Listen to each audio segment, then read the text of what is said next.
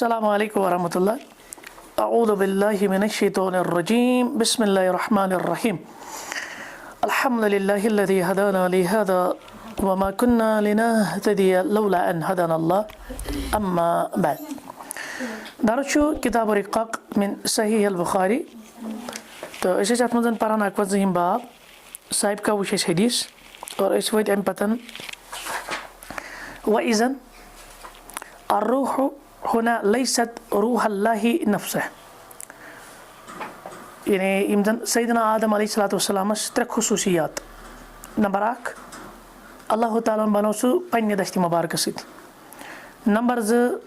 तमिस अंदर कोरुन नफक पन रूह। और नंबर 3 मलकना हुक्म दिन तुम करो आदम अलैहिस्सलाम सजद। लुक पावन क़यामत के दह यमे 3 फजीलत याद सैयदना आदम अलैहिस्सलाम। तो उसी पे बात हो रहा था कि मुराद क्या छु। फिर हम पहुँचे रूह के बारे में कि क्या रूह यह अल्लाह ताला सुन जुज़ इस अकिस इंसानस मज त्रावन। तथ नफ़ी कर इब्न उसैमीन साहब रहमहुल्लाह कहते कि अर्रूह इस रूह छु हुना लैसत रूह अल्लाहि नफ्सह। यह अल्लाह ताला सुन सु ज़ाती यानी बालफाज अगर अल्लाह ताला सुन जुज़ के क्या जी वल्लज़ी यमनउ मिन ज़ालिक कुछ चीज़ इम्पॉसिबल या रुकावान लवकुल ना बिही अगर दपन आ यह रूह अल्लाह ताला सुंद हिस्से लजिमा तेल लाजिम अन यकून जुज़उन मिन अल्लाह कि अल्लाह ताला सुंद अख पार्ट हालन फी आदम कमिस अंदर पत ये पर सूफियत मज अड़न तसव्वुर शिद्दत पसंद यह तसव्वुर और ये बिल्कुल बातिल अक़ीदा है कि इंसानस अंदर रूह और यह अल-इयाज़ु बिल्लाह अल्लाह ताला सुन जुज़। अगर यह दरियाफ्त गोस कर तो पे अमिस इबादत करें वहाज़ा मुमतने और यह नामुमकिन क्या जी गायतल इम्तिनाई वला यमकुनु अन यनफसिला शैउन मिन अल्लाह ना हेको अल्लाह ताला सदिस ज़ातस हिस्स करित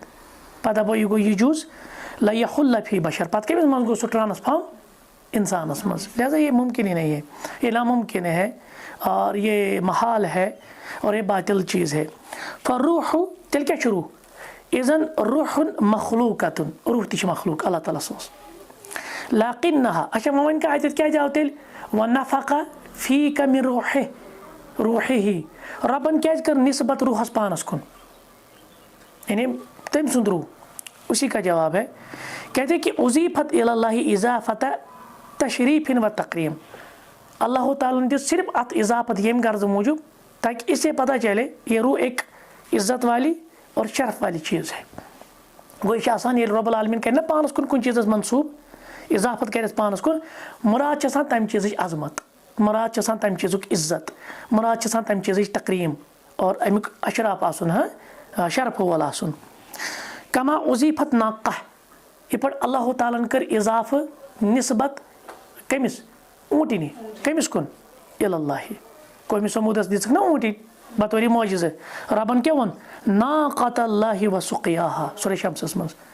गो अत ना वन रब सुन ऊँटन। इससे मुराद क्या है? इससे सिर्फ यही मुराद है कि ऊँटनी अल-इयाज़ु बिल्लाह अल्लाह का कोई जुज़ नहीं है बल्कि ये सिर्फ शरफ मूजूब तक़रीम मूजूब।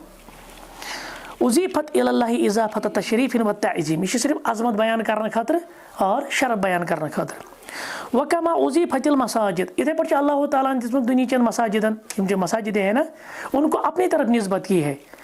वो भी है फिर वो हम क्या कहेंगे इज़ाफ़त तशरीफ़िन व तअज़ीमिन ये शरफ़त तअज़ीम कर। जैसे वमन अज़लमु अम खुद कुछ है कि बोड़ ज़ालिम आसित मिम्मन मनअ मसाजिद अल्लाह इस अल्लाह ताला से मस्जिद निश रुकाई। अल्लाह ताला सुन घर मस्जिद यानी वमन अज़लमु मिम्मन मनअ मसाजिद अल्लाह अम खुद कुछ है कि बोड़ ज़ालिम आसित इस अल्लाह ताला से गरस निश रुकाई। तो यहाँ पे मसाजिद अल्लाह मस्जिद नहीं है मसाजिद अल्लाह ये दिन कर अल्लाह ताला मस्जिदन कमिस कुन इज़ाफ़त पानस कुन आई मतलब गो मस्जिद अल्लाह ताला सुन जुज़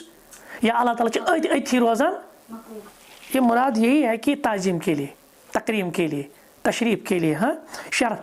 ताज़ीम इकराम खतर लैसत मसाजिद अल्लाह अन्नल्लाह यस्जुदु फीहा व युसल्ली फीहा, यानी मतलब गो ना कि अल्लाह ताला शायद तती इबादत करान तो पत्त नमाज पढ़ान, नहीं, ला उज़ीफत इलैह लिअन्नहा बुयूतु, न ये इस एतबार से कि वही उसका घर है। वकमा उज़ीफत अइज़न अल बुयूत, इधे पढ़ रबन बुयूतुल्लाह, काबस क्या वनन या मस्जिदन ति वोन बुयूतुल्लाह, यम अल्लाह ताला सिंह घर, अल्लती हिया अल मसाजिद इलल्लाह, कुल्लु हाजा इसोरी इस इजाफत निस्बत छना गसान अल्लाह ताला कुन कुन चीज़ दपान यह हसा मिन बाबि इजाफतिल मखलूक इला खालिक़ि, ये अल्लाह ताला पानस कुन करा मखलूकस इजाफत दपान यह हसा अला सबील तशरीफ़ व तअज़ीम, यह सिर्फ शरफ खतर और अजमत खतर, अजमत बयान करने खतर। यह समझ में, लिहाजा खुलास क्या वनो, रूह छुन इस इंसानस अंदर आसान, यह अल्लाह ताला सुन जुज़ की, बल्कि यह मखलूक अल्लाह ताला सुन हुकुम। क्लियर। अस्सिफ़तु सालिसा, त्रीम सिफत सैयदना आदम अलैहिस्सलाम सुंद, वही अल्लती तुख्तस्सु बि आदम, सो सिर्फ तो सिर्फ खास आदम अलैहिस्सलाम बेन कौन मखलूकस। क़ाल व अमर अल मलाइका, और मलकन हज़ा हुकुम करना ही पावन लख याद, ये मन नहीं फजीलत लख आदम अलैहिस्सलाम, फसजदू लक, और तिमो कुर सजद, और अच्छे से सजदे तअज़ीमी। वलम यअमुरिल्लाहुल मलाइकत अन तस्जुद लिअहदिन, रब्बन कोर न हुकुम मलकन कंसे कि सजद करुन इल्ला लिआदम, इस्तिस्ना सिर्फ सैयदना आदम अलैहिस्सलाम। ये पढ़ अल्लाह ताला सूरह बकरा संद व इज़ क़ुलना लिल मलाइकति इसजुदू लिआदम फसजदू इल्ला इब्लीस, अल्लाह ताला ने हुकुम कोर कि करियो सा सैयद आदम अलैहिस्सलाम सारी गई सजदस में सिवाय ने इब्लीस। व हाज़िहि सलासु मनाक़िब कुल्लुहा तुजब अन यकून आदम अहलन लिश्शफ़ाअह, यानी लुक यम सात यमो त्रे फजीलत बयान करे, त्रे मनाक़िब बयान करे, यम समझान वन लुक कि लिहाजा यमिस यम त्रे फजीलत आसन सु शफाअतस, सु सुफरिश करनस लायक। लाकिन्नहु अलैहिस्सलातु वस्सलाम यअतज़िर, मगर आदम अलैहिस्सलाम क्या करे, उज़र पेश, सु दप ना मोन छुन मकाम बह हेक न सुफरिश करित। क़ौलुहु, पत क्या वनस लुक, इश्फ़अ लना, तल सान खतर करतो सुफरिश इंद रब्बिका, पन्निस परवरदिगारस निश, क्या चाहे नम नम मनाक़िब, चाहे नम नम फज़ाइल, तिम बे कौन आई उतलब मिन रब्बिका, यानी पन्निस रब्बस वनियो अन युज़ीला अन्ना मा नहनु फीहि मिन अश्शिद्दा, कि अस करे अल्लाह ताला ये मिशन दूर यथ मुसीबतस मज, यथ शिद्दतस मज, सख्ती मज अछि। लिअन्न शफ़ाअ, और यह अम ब्रोट शफ़ाअ क्या गो, हिय अत्तवस्सुत, यह गो वास्त बनन, ज़रिये बनन, लिल गैरि बेकिस खतर, कम मूजूब बिजल बिल खैरी, ताकि इंसानस गछ खैर हासिल, औ दफ़ ज़रर, अत क्या गोमुत ज़ैर, औ दफ़ ज़ैर, बहरहाल आप ज़रर पढ़े या ज़ैर पढ़े तो यानी नुकसान दूर हो जाए। व ज़रर यानी व ज़ैरु हुआ ज़रर, हम चेतनी करूँ तफसीर, ज़ैर मतलब क्या छो ज़रर, व हुना मिन बाबि दफ़ ज़ैर, और ये दिन क्या क़यामत के दो क्या मन करुन, परेशानी दूर कर, मुसीबत दूर कर, लिहाजा शफात यह करियो हज तुम सैनिस हकस मज सुफरिश। कौलु, मगर आदम अलैहिस्सलाम क्या वन लस्तु हुनाकुम, मे हैसियत, मे यह मकाम, बह हेक न करित, यानी लस्तु फी ज़ालिकल महल, मैंने खतर छे नहीं जाय अल्लज़ी अशफ़अ फी, ये बह सुफरिश कर, व लस्तु अहलन लिश्शफ़ा, या वनो बह छुस अम खतर अहल, व यज़कुरु खतियत, मगर यह कर सही जिक्र मे क्या गुनाह छु, मे कुछ खता छु गोमुत, फ़यज़कुरुल हुक्म, लिहाजा आदम अलैहिस्सलाम करिए हुकुम ती जिक्र, व सबबल हुकुम, और अमे हुकुमुक सबब दे, हुकुम क्या छु, बह हेक न सुफरिश करित, सबब क्या छु, मे खता गोमुत। अल हुक्मु अन्नहु लैसा अहलन लिश्शफ़ा, बह छुस न शफात खतर अहल, सबब क्या छु अल खतिया, तिकाज मे गलती गोमुत। वल खतिया, खतिया क्या छु अमिस सैयदना आदम अलैहिस्सलाम कुछ गुनाह छु गोमुत, हिया अकलहु मिन अश्शजरा, तम खो तम कुल मज, मा अन्नल्लाह नहाहु, इस अल्लाह ताला ने मिस मना उस कोरमत अन याकुला मिनहा, कि मज खे जाना, फ़अक़ला मिनहा, मगर अम खो क्या खोन, बिगुरूरि शैतानी व वसावसि शैतान, शैतान दि धोख, शैतान त्रो वसवास। व बिहादा अजन इब्न उसैमीन सब अख तंबी करान, दपान नारिफु कज़िब क़िस्सा, अम सो तोर फिक्र कि सह किस्सा बातिल, सह अपुज,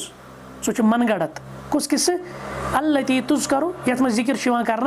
अन्न शैतान अता इला आदम, ये गो तवन टेस्ट बताया किताब तौहीद में हमने पढ़ा है कि सैयदना आदम अलैहिस्सलातु वस्सलाम यदि इब्लीस आओ, शैतान आओ, तो उसने उससे क्या कहा बताइए। फ़िलहाल चलते ये एग्ज़ाम। और फिर हमने वहाँ पे भी बताया था किताब तौहीद में ततन किस्से बातिल, अगरचे ये मोहम्मद बिन अब्दुल वहाब साहब ओनमुत रहमहुल्लाह, लेकिन वो किस्सा बातिल है, वो मुनकर किस्सा है, वो मौजू किस्सा है। ज़रा बताया क्या कहा था। अगर नहीं draw is equal to exam fail. क्या वो शैतान आदम अलैहिस्सलामस बे दिमो बह हिंट तुज करो अन्न शैतान अता इला आदम, ये शैतान आव आदम अलैहिस्सलामस निश बाद अन हमलत इम्राअतु हवा, ये साथ हवा सलामुल्लाहि अलैहा क्या हस हामिला, क्या वनस तमीज क्या नाम? हाँ अब्दुल हारिस।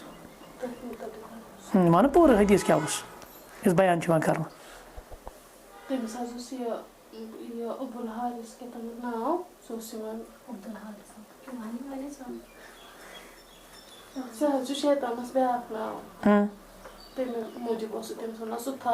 पत क्या को ठीक क्या सुना मतलब उसने बानो नहीं पता उस bite but at the end ये पता सो अबुल हारिस नाम था तमिस सो ठीक। सैयद गए एक पास लिखना मन इक्वल टू 0 वकाल लहुमा एवन आदम अलैहिस्सलाम त हवा अलैहिस्सलामस सुमिया इब्नुकुमा अब्दुल हारिस, तुम थो नेचुस क्या ना हामिला अम पे जे बच्चे तमिस क्या थो नाव अब्दुल हारिस फ़अबया अन युसमिया, यमो कर दशवी इनकार अस थवन अमिस अब्दुल हारिस नाव फ़खरज मयतन, नतीजतन बच्चे जा मगर सह जा मर्द। वक़ाल इम्मा अन तुसम्मियाहु अब्दुल हारिस, वन बे दोम या थो अब्दुल हारिस नाव अव इजअलहु कर्रैनि अय्ल, नत नेरन अमिस हिरन सिंद ज़ हिंग, यानी ये पेट फाड़ के निकलेगा ay गज़ाल फ़यख़रुजु मिन बतनिका फ़यशुक्कु, ये फिर बतन को तोड़ देगा, ये कर शक़त बतनस यड़ी चिरन और अमल नेरी पाती है। फ़लम्मा अशफ़क़ा अला वलदि समय्याहु अब्दुल हारिस,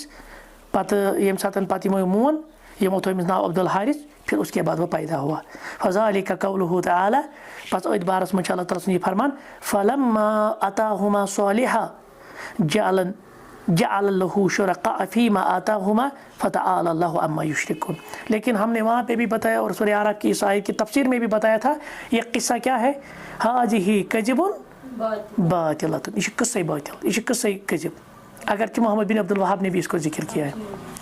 वक़द ज़करना फ़ी शरह तौहीद, इब्न उज़ैमीन साहब वनान दम कर कोरमत जिक्र किताब तौहीद की शरहस मज बुतलानुहा मिन अशरति अवजह, अश तमीज़ 10 वजह कर्मित बयान ये क्या बातिल। फ़हिय ला तसीहु अन आदम, यह सैयदना आदम अलैहिस्सलाम, बल्कि अस वो पता अगर ये मुमकिन पोज तह मगर यह सैयदना आदम संद औलादों मज, न कि सैयदना आदम अलैहिस्सलाम मुतलिक लकान युक़द्दिमुहु फ़िल एतज़ार, तेल मन वनकस ये उज़ुर, क्योंकि ये शिरक है ना, इनने फिर शिरक किया ना, गैरुल्लाह की तरफ मंसूब किया ना अपनी बेटे को, बात समझ में आई। तेल मैंने ना वनकस ये मनी क़यामत के हमेशा ये गलती गई, मगर आदम अलैहिस्सलाम वन ये गलती ये नहीं हुई है। लिअन्न शिरक अबलगु मिनल अक्ल मिन अश्शजरा, तिकि शिरक ज़्यादा गुनाह की संगीनी एतबार अमि कुल की मेव खेन खोतन। फलम्मा ज़कर खतिया फलिमाज़ा ज़कर अल खतिया, आओ समझ, तेल क्या कोर ये सैयदना आदम अलैहिस्सलाम अमि गुनहुक एतराफ, अमि सिर्फ हुई योत। वकअन्नहु यकूल, मान तो ये वो सिचुएशन, यानी अमिस निश लुख पत पानस मनाकिब याद, पत पानस फजाइलियत दपन हे कर रब्बस निश सन सुफारिश, दपान जन यसान आदम यमन वन वकअन्नहु यकूल, क्या यसान वन अना बिहाजतिन इला मन यशफअ ली मिन खतीर, बस पान गुनहगार, मे पान खता गमत, बस दपान मेन सुफारिश गस रब्बस निश कह कर, फकैफ अकूनु शाफिअन, बह कित पे बन तुहद सुफारिशी। लिअन्न शाफिअ, तिकि सुफारिश करन वोल यजिब अल्ला यकून मिन्हु खतियातुन, तमिस गछ पानस आसुन ये गुनाह गुमुत, सुफारिश कौन करेगा, जो खुद गुनाहगार नहीं होगा।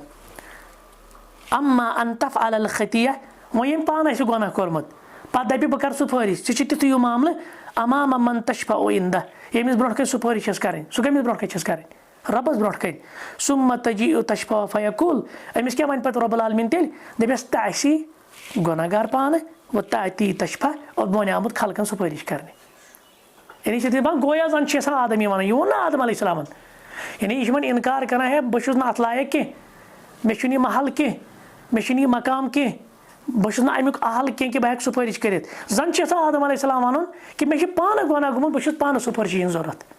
और बह अगर वह तुम तुम सुपारिश कर गो रबस नश तत वन मे परवरदिगार ऐ पान गुनाह कोर्मुत ऐ क्या आउक बेन सुपारिश करने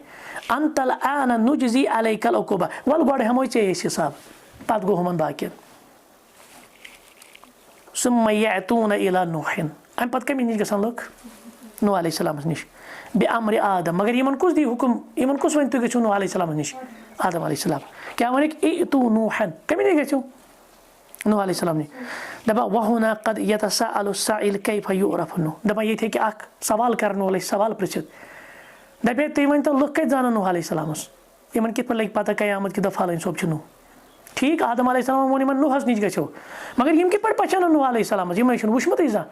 यमन पई जा फयुकाल अस दिमो जवाब या तमिस वन इन्नल्लज़ी हदा अत्तिफ़्ल इला सदी उम्मी बिदून तअलीमिन यहदी खल्क इला मारिफत नूहिन फी ज़ालिकल मौक़िफ़ युस परवरदिगार अकिस बचस छु बगैर हेचनावन यह तालीम दिवान यम सात चे बचपनस मन जवान पत अमिस आसान बच लजमत अमिस पन मोज लगान पन्ने छाति सत अमिस कुछ वन दी च हथ अमिस कुछ दपान कि अमन ये चान खतर गज़ा युस परवरदिगार तमिस ये रहनुमाई करान सह पन्ने बच वीजन पन्ने माज हंदिस सीनस सत लगान पत पन गज़ा करान हासिल सु परवरदिगार कर रहनुमाई यमन कमिस कुन नूह अलैहिस्सलामस कुन यानी तम सदी यसन सत तम सदी रहनुमाई सत मिल नूह अलैहिस्सलाम सद मारिफत लाबुद्द अन यअरिफूहु और लाजमी तौर यम पहचानन तमिस फयअतून इला नूहिन पत कमी नश नूह अलैहिस्सलाम नश अव्वल रसूलिन बअसहुल्लाह यह गोडनिक रसूल इस अल्लाह ताला मबऊस कर दपा हाजिही मिज़तुन और यह गई फजीलत यह क्या गई फजीलत यकूलून लहु यम क्या वनान अमिस अंत अव्वल रसूलिन बअसहुल्लाह इला अहलिल अर्द ए नूह अलैहिस्सलाम तो यह छु गोडनिक रसूल इस अल्लाह ताला जमीन वालें खतर सूज यानी मबऊस करिन वहादिही मय्यज़तुन और यह फजीलत लिअन्नहु यकूनु क़ुदवतन लिमन बअद मिन रसूल और यम क्या पत रसूल आय तिमन कुस बुत कुदव उसवो कुस तिमन नूह अलैहिस्सलाम फयज़कुरून लहु हाजी दपा यम गजरावन अम सज फजीलत वयुस्तफादु मिन हाज़ल हदीस यम हदीस मन गो ब्याख नुक्ता खजत क्या अन्नहु अव्वल रसूलिन फला रसूल क़ब्ला नूह अलैहिस्सलाम छु गोडनिक रसूल तमिस ब्रोट ओस न कहां रसूल लाकिन हल हुनाक नबियुन क़ब्ला क्या नूह अलैहिस्सलाम ब्रोट ओसा का नबी अल जवाब नाम ओस वह आदम अमिस ब्रोट कुस नबी आदम अलैहिस्सलाम फ़इन्न आदम नबियुन मुकल्लमुन ला शक आदम अलैहिस्सलाम नबी अमिस कलाम आव करना छन कहन शक लिअन्नहु ला युमकिनु लिल बशर दपा यह मुमकिन इंसानस खतर या इंसानियतस खतर अन यतअब्बद लिल्लाहि बिदून वही कि तिम करन अल्लाह ताला सद इबादत बगैर वही गो आदम अलैहिस्सलाम ति वस वही बात समझ में आई आदम अलैहिस्सलाम ति वस वही इबादत कित पोट करें मगर युस नूह अलैहिस्सलाम छु यह रसूल आदम अलैहिस्सलाम छु रसूल फलिज़ालिक अवहा अल्लाहु इला आदम अल्लाह ताला कर वही आदम अलैहिस्सलाम मा अवहा मिनल इबादह युस तमिस वही करें बंदगी मुतलिकन वसार यतअब्बदु वसार अबनाउ पत तहंदन औलादन यत्तबिऊन यमो पत इत्तिबा कर पैरवी कर लिअन्न अन्नास लम यक्सुरु वलम यख्तलिफु मगर आदम अलैहिस्सलाम सिंद औलादो अंदर गुन इख्तिलाफ तिकाज कम यस कसरत लकन हज कम फ़हुम युदून बिल अशरात औ तिम दहान मज हतन मज आसान फ़यत्तबिऊन आबाउ तिम बे पन्न मालिन हज पैरवी करान बाल फाजी दीगर वनो आदम अलैहिस्सलाम सद नस्ल मज गो शिरिक बात समझ में आई शिरिक गो तुहद गुनाह गो मगर शिरिक गो लिहाजा ये कौमस अंदर शिरिक तेल लाजमी पे कुस सोजुन रसूल फलम्मा कसरू ये लग बड़े वख्तलफू बे गो इख्तिलाफ अरसलल्लाहु रसूला अल्लाह ताला को सोज रसूल व अव्वल मन उरसिला नूह और ये पट गडनिच रिसालत आई सोजन सु सैयदना नूह अलैहिस्सलाम व फी हादा दलील दबल हाजा छी ये दलील अला कदिब मन काला तम से अपोज आसलुक यूज दपान छु अन्न इदरीस क़ब्ल नूह हाजा लैस बिसही हे इदरीस अलैहिस्सलाम छु गडनिक रसूल छु नूह अलैहिस्सलाम ब्रोट कन सह क्या पैगंबर नबी मगर रसूल हाजा कज़िब व यदुल्लु लिहाजा क़ौलिही तआला फ़ी किताबिहिल अज़ीज़। और अत पर दलालत ति करान कि नूह अलैहिस्सलाम छु गोडनिक रसूल अल्लाह ताला सन्स किताब इन्ना औहैना इलैका कमा औहैना इला नूह। अस कर या रसूल अल्लाह सल्लल्लाहु अलैहि वसल्लम तोह कुन तिथे पड़ वहाई ये पड़ नूह अलैहिस्सलाम कुन वहाई कर वन नबिय्यीन मिन बअदि। और तम पतन यम अंबिया किराम आय तिमन कुन गो अत आव जिक्र कम सुन गोड नूह अलैहिस्सलाम लिहाजा नूह छु रसूल गोडनिक रसूल। वलकद अरसलना नूहन व इब्राहीम वजअलना फी ज़ुर्रियतिहिम अन्नुबुव्वत वल किताब। और अस रिसालत अता नूह अलैहिस्सलाम इब्राहीम अलैहिस्सलाम पता तिहंद ज़ुरियतस मन नबुवा बे कर किताब अता। फला अहद मिन आबाइ नूह औ अजदादिही सार नबिय्यन औ रसूलन हाज़िही मिज्जज़ा। लिहाजा नूह अलैहिस्सलाम सिंदो आबात अजदाद अंदर छुन ओसमतन का रसूल और यह फजीलत नूह अलैहिस्सलामस। फयअतज़िर मगर ये क्या करे ये कर क़यामत की उज़र पेश वयकुल क्या वन लस्तु हुनाकुम वयज़कुरु खतिया हे मोन छुन ये मकाम बस अत खतर अहल मे गमज गलती। वहाज़ा अन्नहु सअल मा लैसा लहु बिही इल्मुन हैसु क़ाल दपान मे पुछ अल्लाह ताला तथ बारस मज यथ मे इल्म ओस कहिन। यानी वह छो ये सैयदना नूह सुन गलती सैयदना नूह अलैहिस्सलाम कस गलती पा याद दपे क़ाल मे वोन रब्बी इन्न बनी मिन अहली मे वोन परवरदिगार रब्बा यह नेचु माने अहल मज लिअन्न नूह अलैहिस्सलाम वअद अल्लाह तिकाज नूह अलैहिस्सलाम सत अल्लाह ताला वादु कोरमुत अन युनजियहु व अहला बह दिमै चा नजात बे चनिस अयालस इल्ला मन सबक अलैहिल कौल सिवाय तिमो अंदर यमन पे मीन सबकत कौल गुमुत यानी यम हला गसन वाले मज आसि तिमो वराई। फलम्मा अराद अल्लाह इगराक कौमी यम सात अल्लाह ताला अजाब कोर सैयदना नूह अलैहिस्सलाम सिस कौमस तिमै न गर करन तिमन कोर न सहलाब। वरक़िब नूह पत गयो नूह अलैहिस्सलाम गो कत में सवार किश्ती अंदर तो वमन मा बे तिम यम तमिस सत मिमन नजा फी सफीर तिमन मिलो अत कश्ती मंदन गसन सत खसन सत नजात। वराइबना मगर अत सूरत मज यम सात आब बढ़ान अमिस पे पन्निस नीचिस कुन नजर लम यकुन फी सफीना मगर सह नाय मज व इन्नमा क़ाल अम क्या वोन अमिस नेची वोन मालिस यानी नूह अलैहिस्सलाम नेची वोन नूह अलैहिस्सलाम सआवी इला जबल बह खसे कि हुत पहाड़स पे युसिमुनी मिनल मा सह बचाए मे आब निशन बे तोत थी सहलाब यह बसान नूह अलैहिस्सलाम नेचिस कि ओत थी सहलाब के बच। वलम्मा रअल मा कद गशा ये होत ना आब अमिस तक गसन टच अमिस होत फाटनाउन क़ाल नूह अलैहिस्सलाम से शफकत रग अमिस नीरत अम कोर दुआ रब्बी इन्न बनी मिन अहली रब्बा यह नेचू छु मानो अहलो अंदर व इन्न वअदकल हक चोन वाद ना पोज व अंत अहकमुल हाकिमीन तुझ ना सारी खुद बोड़ फैसला करन वोल यानी चे छु ना वोन चे दिमै नजात बे चनिस अहलस दिम नजात आज बचाव ने नेचू छु मोन क़ाल रब्बन क्या वोनस या नूह इन्नहु लैसा मिन अहलिक ए नूह अलैहिस्सलाम यह छु चान अयाल अंदर इन्नहु अमलुन गैरु सालिह अम सु अमल छ गैर सालिह फला तसअलनी मा प्रश्न तथ मुतलिक मा लैसा लक बिही इल्मुन यथ मुतलिक जे इल्म छी इन्नी अइज़ुका अन तकून मिनल जाहिलिन बस ये नसीहत करान वाज परान ये समझावान तुम बन जाहिल अंदर। और नूह अलैहिस्सलाम छ मे गई है गलती हालांकि ये मुझे गलती न अनसहुका अन तकून मिनल जाहिलिन यानी बस ये नसीहत करान तुम बन जाहिल अंदर फहादिही हिय खतिया दबा ये होश में गना इतज़र बिहा लिहाजा करी उज़र पेश वनक़ूल फ़ी ज़िक्र खतिया पत वनी पन गुना पन खता कमा कुलना फ़ी ज़िक्र खतिया दी पटेल आदम अलैहिस्सलाम पन ज़िक्र कोर अन्न मन कान मुक्तियन पत वन सुती मन आदम अलैहिस्सलाम मन दमक है तो छु वना स कर सुफारिश बल्कि येल पर रब्बस नि जन गजबा बबियम तै सुफारिश मे वन परवरदिगार तै पान छु गोड खता कर स के पर कर बाकिन सुफारिश फ़इन्नहु ला यरा नफ्सहु अहलन लिशफा लिहाजा बशुन समझा पान शफात खतर अहल कौलु दबा आम पत वन मनु इतु इब्राहीम तेल कमी नहीं गो